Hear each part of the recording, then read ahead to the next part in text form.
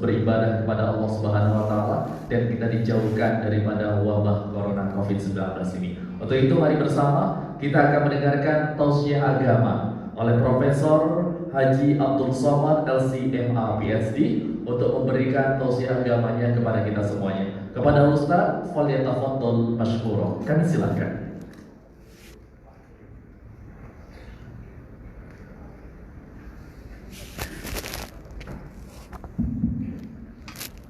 Bismillahirrahmanirrahim. Assalamualaikum warahmatullahi wabarakatuh. Alhamdulillah wassalatu wassalamu ala Rasulillah wa ala alihi wa sahbihi wa man tabi'ahu wa mawala. Semua pengurus Yayasan Tabung Wakaf Umat YTWU tidak bisa mengurus surat izin operasional atau yayasan sebelum mengurus NPWP. Dan hari ini kita ada Pak Kanwil Pajak. Jadi semua ustaz-ustaz ini alhamdulillah sudah punya NPWP, Pak. Begitu juga dengan yayasan. Ada jamaah WA saya beberapa waktu yang lalu, Ustaz Somad, ini ada satu yayasan di Pekanbaru yang tunggakannya sampai 5 miliar gara-gara tidak tertib administrasi lapor pajak. Jadi saya, kata dia, sebagai orang yang mengerti tentang masalah hitung-hitungan ini, mewakafkan diri saya untuk Yayasan Tabung Wakaf Umat untuk membantu jangan sampai yayasan ini kena. Jadi walaupun yayasan wakaf, yayasan yang bukan profit oriented, bercerita tentang akhirat, tapi juga mesti taat pajak. Hari ini tidak bayar pajak, apa kata dunia.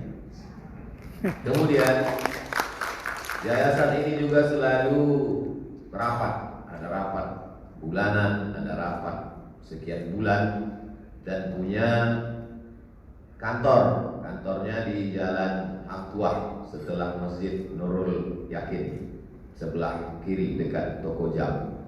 Nah, itu juga mau tidak mau, suka tidak suka, kita rapat pasti pakai lampu dan lampunya bayar di PLN.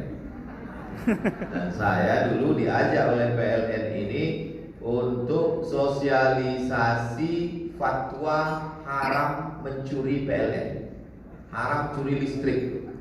Jadi saya dibawa ke kantor Dewan Dakwah MDI, Majelis Dakwah Indonesia. Di Pekanbaru ini dai-dai itu alhamdulillah terorganisir dua yang besar. Pertama MDI, yang kedua IKMI. MDI itu ustadznya di situ 1000 orang.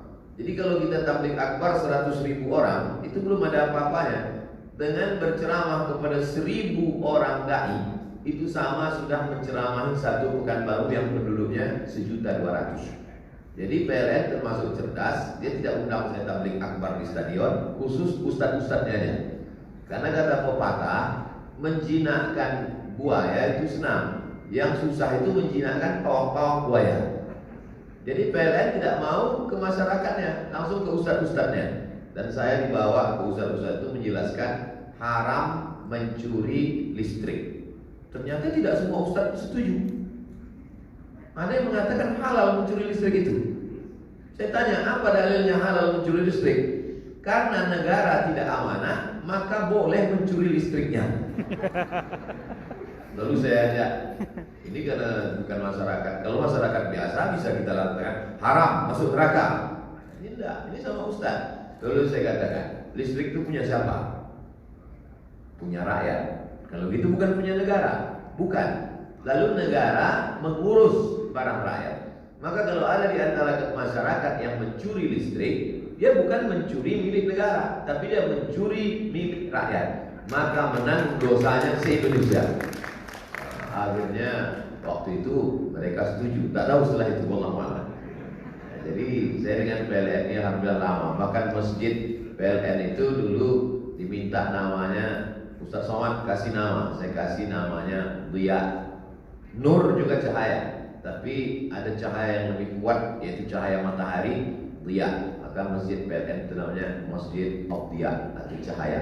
Itu yang belum tahu saya kasih nama. Lalu kemudian hadir pula Bapak GM PLN hari ini. Kemudian ada bersama kita. Beberapa jamaah ketika kita mulai iklankan bahwa ada namanya Yayasan Tabung Wakaf Umat, banyaklah yang memberikan tanah. Alhamdulillah banyak tanah. Tapi kita tidak mau terima, kita mesti cek dulu di BPN. Ada panggil BPN hadir tadi. Begitu kita cek, rupanya banyak tanah ini bermasalah. Dan memang diwakafkan dia kena masalah itu. Ya, oleh sebab itu saya senang sekali bisa bersilaturahim dengan orang-orang hebat ini. Ada Kanwil Pajak, kemudian JMPLN dan BPN.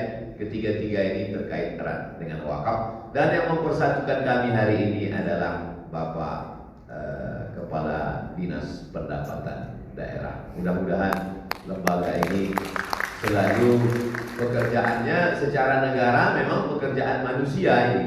Tapi kalau dia ikhlas, maka pahalanya juga di akhirat berlipat ganda, insyaallah. Amin. Amin. Ya rabbal alamin. Ada orang membagi yang namanya amal soleh itu hanya di masjid aja.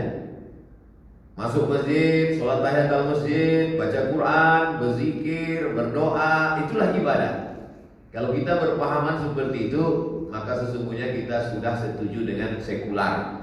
Karena makna sekularisme yang diambil dari bahasa Prancis seculum, artinya memisahkan hidup dari agama.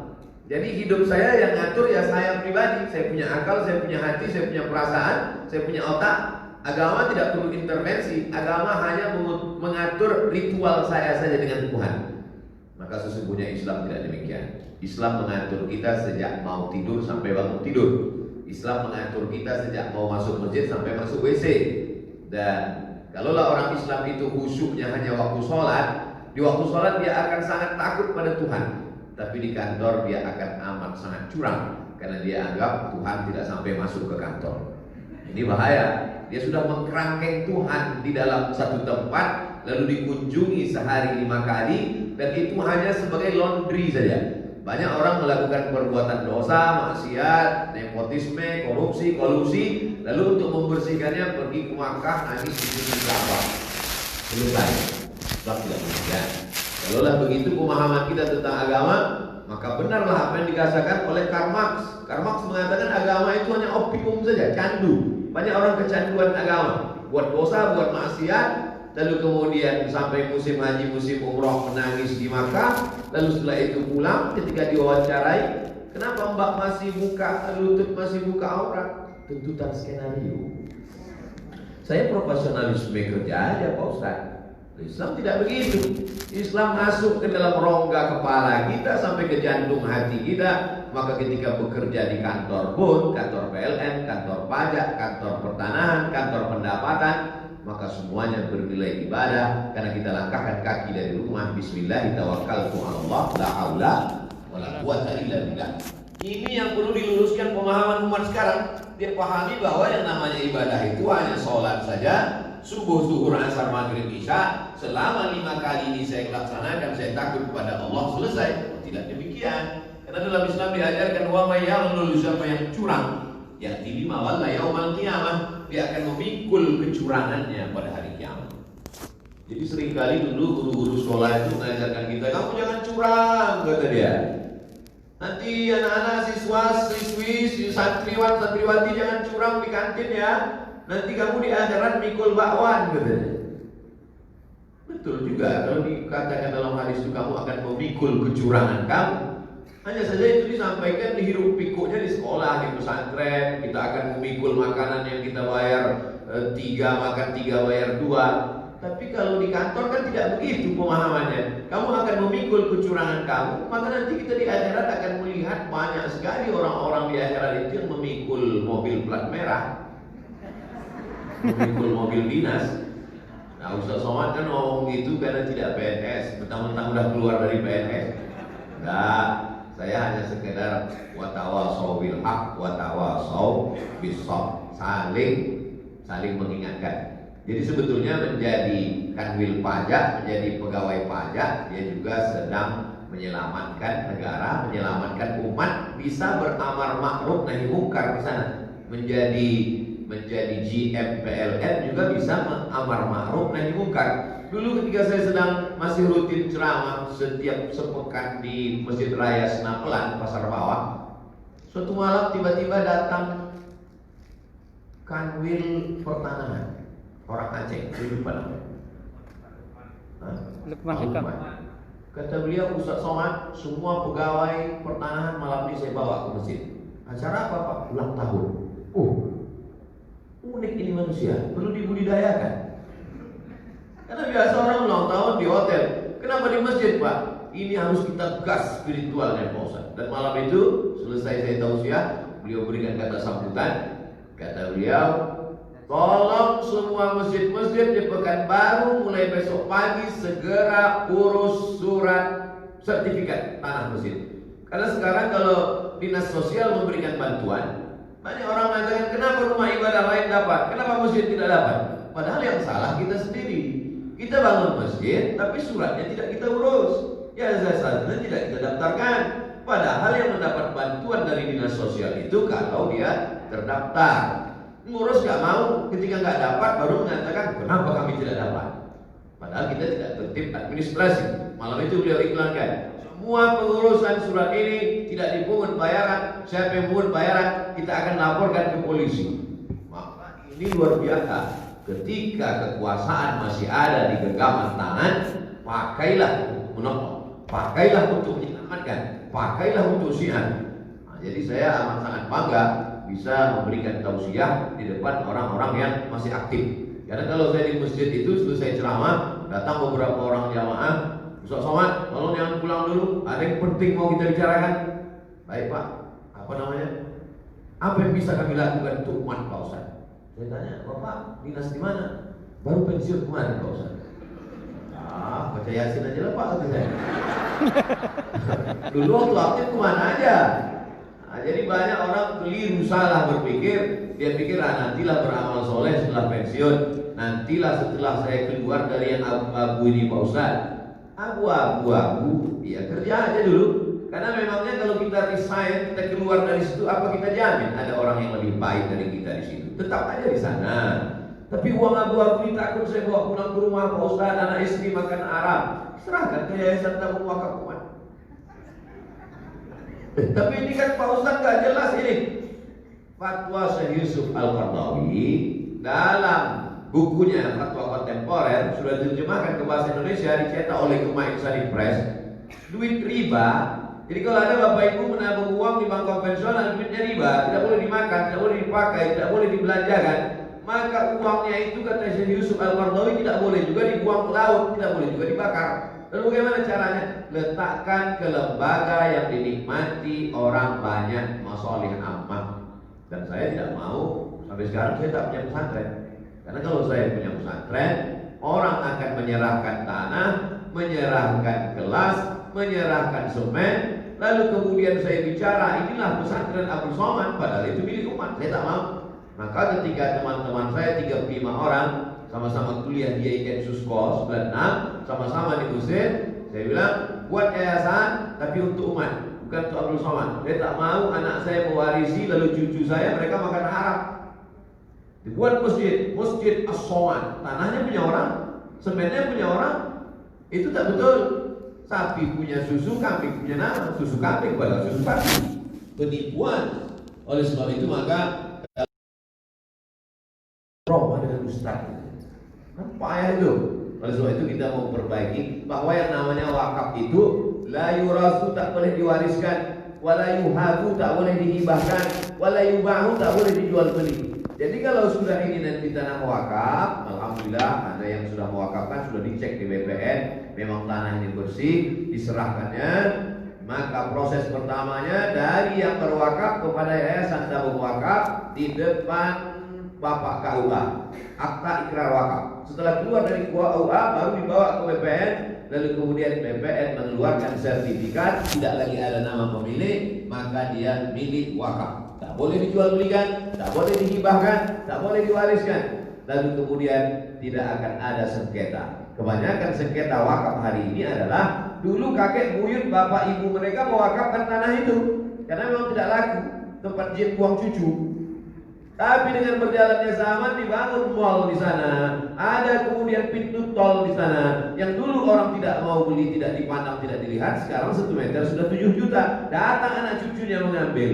Maka kita sudah mewariskan konflik, mewariskan masalah. Kita tidak mau itu. Kita mau perbaiki ini semua.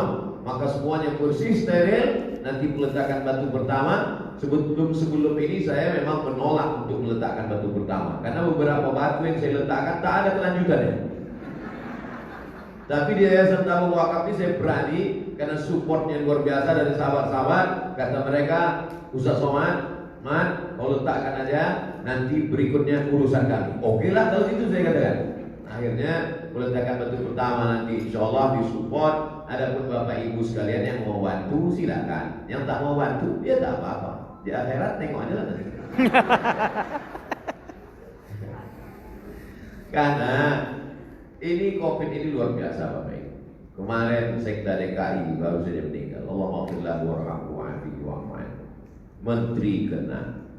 Kurang ketat apa lagi kerajaan Saudi Arabia? 150 keluarga kerajaan dipindahkan karantina di hotel di Riyadh. COVID ini luar biasa. Dia tidak bisa membedakan. Ustadz pun dia bantai juga. Oleh sebab itu maka semakin COVID ini semakin, dulu orang jarang mati, sekarang banyak sekali. Ini rumah sakit di Pekanbaru sudah tidak bisa lagi karantina, sampai menyewa hotel ini Pemda. Saya bukan nakut-nakuti, cuman goalnya memang ya segeralah berwarna. Bapak Ibu yang banyak-banyak duit, yang kaya-kaya ini dibelikan gelang, dibelikan cincin, dibelikan emas, surat sertifikat tanah. Saya terus terang lama hidup banyak dirasa, jauh berjalan banyak ditengok. Belum pernah saya menengok jenazah bawa surat tanah. Oleh sebab itu kalau ada tanah-tanah itu serahkan. Bukan untuk saya, tidak, demi Allah. Wallahi tallahi billahi, tidak. Saya tak ada kepentingan sedikit pun. Makanya banyak jamaah itu dari Jakarta, dari Bogor, dari Bandung. Ustaz, kami mau datang lihat pesantren Ustaz. Saya tak punya pesantren, saya bilang. Saya bukan macam ustaz-ustaz hebat yang punya pesantren memang enggak. Saya tinggal biasa-biasa saja di Pekanbaru. Oleh sebab itu saya ingin ini menghidupkan untuk umat, kembali kepada umat, bagaimana supaya sahabat-sahabat saudara kita yang ada di tepi Sungai Siak sana bisa makan, bisa belanja. Datanglah kami waktu membagi beras ke sana Bapak Ibu, Masya Allah. Lumpuh badan sebelah, tinggal di sebuah rumah. Rumah itu rupanya menumpang, rumah kayu mau tumpang menumpang di atas tanah wakaf yang mau didirikan MDA. Sementara MDA itu berdiri, menumpanglah dia situ. Suaminya pula kerja kuli pikul untuk mengangkat barang-barang dari kapal tongkang. Pulang dari situ saya kumpul dengan kawan-kawan. Saya bilang ini tak bisa kita kasih sekali.